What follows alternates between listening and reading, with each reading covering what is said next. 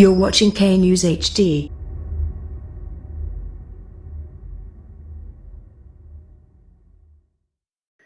अस्सलाम वालेकुम, आप देख रहे हैं के न्यूज चैनल। खबर शामिल करते हैं शेखुपुरा से। हमारे बैरो चीफ ताहिर खान की रिपोर्ट के मुताबिक इमामिया कॉलोनी शाहदरह मोड़ को कोरोना वायरस ज़दा इलाका डिक्लेयर कर दिया गया। एक बार फिर बताते चले, इमामिया कॉलोनी शाहदरह मोड़ को कोरोना वायरस ज़दा इलाका डिक्लेयर कर दिया गया और ताहुक्म सानी पूरी इमामिया कॉलोनी को सील कर दिया गया है और साथ के इलाकों की भी स्कैनिंग की जा रही है।